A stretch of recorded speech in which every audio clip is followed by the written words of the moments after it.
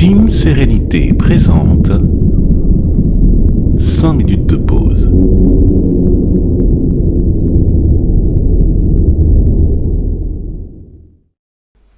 Installe-toi confortablement sur une chaise ou un coussin de méditation, un fauteuil ou à même le sol. Bienvenue dans ce nouvel épisode de 5 minutes de pause, où la question centrale du renouement du dialogue interne et de la communication interpersonnelle va être évoquée pour un retour conscient et efficace vers la sérénité dont tu te réclames. Il est pour cela essentiel de se connecter à l'une de nos parts blessées, pouvant être amenées de manière consciente ou inconsciente à se réveiller dès qu'un individu, qu'il soit proche ou non, vient effleurer cette part. Il peut en résulter des mouvements sur ton humeur et ta vibration, et ce de manière caractérisée et tranchée, à tel point qu'un temps de pause à ce stade devient incontestablement nécessaire.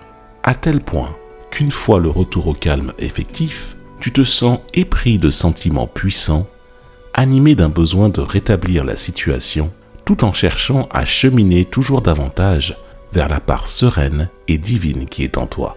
Entrons dans quelques instants dans l'observation, l'accueil et l'étude des possibles, amenant à l'expression des regrets, des excuses et du pardon.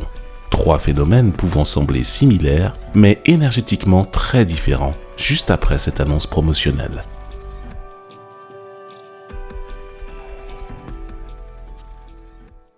À chaque journée, à chaque moment clé, à chaque instant où il est donné d'initier un acte fort et déterminant pour son histoire de vie, la source créatrice, l'univers, Dieu, nous invite tout simplement à mettre notre esprit et nos pensées à disposition de la réussite dont nous nous réclamons. Vouloir la sérénité n'est clairement pas suffisant. L'incarner donne davantage de garanties. Déposer une intention constitue ainsi la première action à réaliser. Alors bien sûr, l'enfer est pavé de bonnes intentions, comme dit le dicton. Toutefois, dans l'échelle de la manifestation, se tromper est supérieur à ne rien faire, car la correction et les ajustements deviennent possibles à la seule condition de faire. Les aphorismes et affirmations de Reynald, ainsi que les illustrations d'Elsa, sont des invitations à se réaliser avec des mots, des idées, des images et des esquisses, aussi créatrices que transformatrices dès qu'elles sont perçues. Ce livre didactique a pour humble vocation d'inspirer le lecteur à créer son état d'être par la suggestion de lui-même pour vivre une vie meilleure et vibrer la sérénité dans son cœur. Avec la bonne pratique et de la patience, cela fonctionne, un jour à la fois seulement, juste pour aujourd'hui.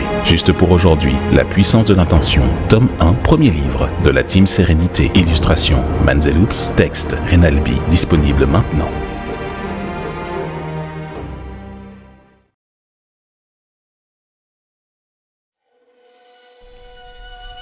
Dans un monde tel que celui où nous sommes amenés à évoluer et interagir avec des êtres humains tout comme d'autres espèces vivantes, il peut te sembler évident que l'harmonie au sens où nous nous la représentons sur le plan des relations ne peut pas être toujours au rendez-vous. Rappelle-toi que le chemin vers la sagesse s'effectue ici-bas dans la densité de la matière avec en nous tout ce qui est nécessaire pour nous connecter à notre plus pure essence divine, à la seule condition que nous en prenions conscience. Bien entendu, ce chemin ne se fait pas toujours de manière tranquille et apaisée. Il ne suffit pas seulement de créer un égrégore temporaire en appelant à prier pour la paix pour que cela soit effectif dans l'immédiat. Des accros, des disputes, des joutes verbales de toute nature peuvent être amenées à expérimenter pour comprendre que le phénomène de résilience ne se pratique pas seulement sur le plan de notre corps physique, mais aussi sur notre corps émotionnel, par le biais des relations avec notre entourage. Connecte-toi à la fois où tu étais en désaccord profond avec une personne de ton environnement, au point qu'une forme de diffusion physique s'en est découlée, à titre d'exemple. Ou même, sans en arriver jusque-là, des mots forts et blessants au corps émotionnel t'ont été adressés, ou alors que tu as adressé à autrui. Ressens-tu, avec l'aide de ce souvenir, l'endroit où se trouve logé le sentiment négatif, comme la peine, la rancœur, l'aigreur ou le ressentiment? Bien entendu, il est possible de faire disparaître ces sentiments négatifs qui sont légitimes d'un point de vue de l'expérience, mais nocifs sur la durée s'ils ne sont pas traités tels que les lois naturelles et celle du vivant nous encouragent à faire. Alors que tu as pratiqué 5 minutes de pause, voire plus, pour baisser l'intensité que suscite une pareille situation, une démarche doit être entamée pour établir la paix et l'harmonie dans la sphère de tes relations à autrui et surtout celle que tu entretiens avec toi-même. C'est là que nous allons clairement distinguer les regrets, les excuses, de la véritable démarche de pardon. L'humanité et la sensibilité qui t'animent sont des parts issues de la divinité que tu incarnes à chaque instant. Il subsiste dans cette divinité, que tu y crois ou non, une faculté demandant davantage d'esprit que de force physique. Pour en mesurer les effets, c'est le pardon.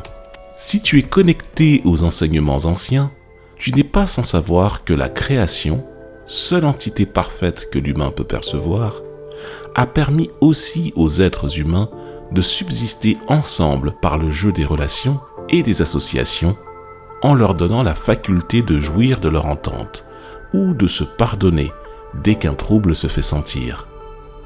En tant qu'être serein, cheminant vers la paix du cœur et la sagesse, tu as dû te rendre compte que de te pardonner à toi-même est une immense preuve d'amour, inscrite dans les lois du vivant et traduite sous différents angles dans les lois universelles qui nous régissent sur le plan spirituel, quelle que soit l'obédience à laquelle tu t'es confié. Ainsi, dès que tu sais t'accorder le pardon dans le cadre de ta propre relation interne avec toi-même, cela va rejaillir dans tes relations avec autrui. Les regrets ne sont clairement qu'une forme vide dans ce contexte.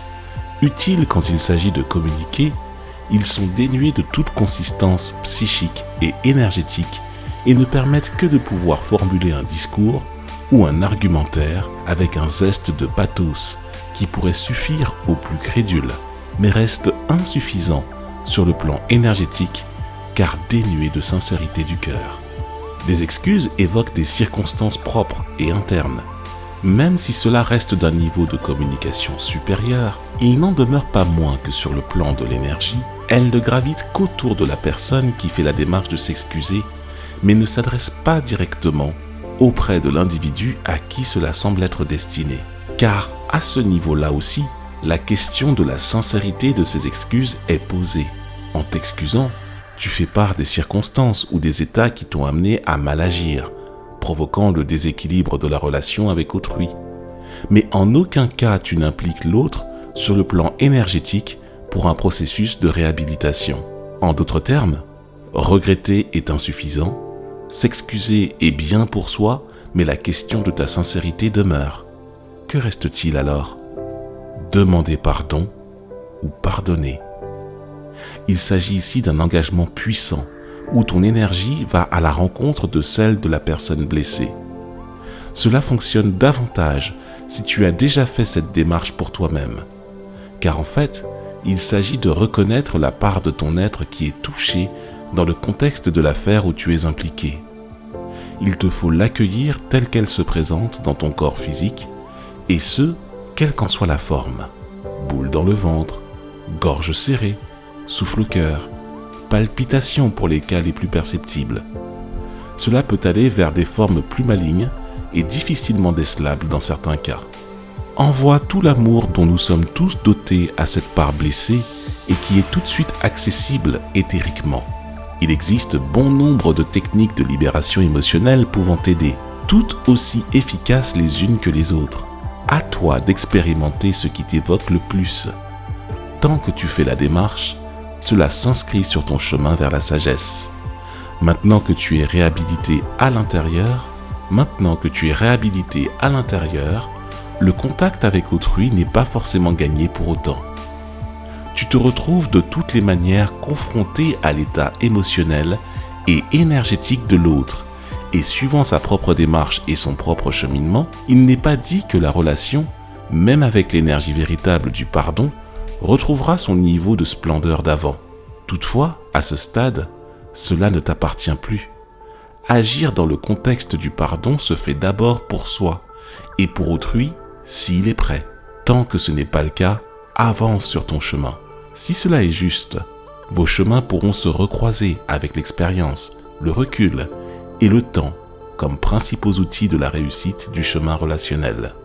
Fais-nous part de la manière dont la question des regrets, des excuses et du pardon résonne dans ton vécu, tout en continuant à cultiver la paix dans nos interactions entre nous. Partage cet épisode à tous ceux qui respirent. Rétribue les créateurs de ce contenu avec un pouce dès que tu en as le cœur. Et retrouve-nous sur teamserenité.com ainsi que sur l'ensemble des plateformes de podcast. Lien en description. Dernière chose, procure-toi dès maintenant notre livre juste pour aujourd'hui, La puissance de l'intention. C'est le plus beau des soutiens que tu pourras manifester auprès des fondateurs de la Team Sérénité dans leurs travaux et leur recherche de création de contenu de valeur pour l'âme et pour le cœur.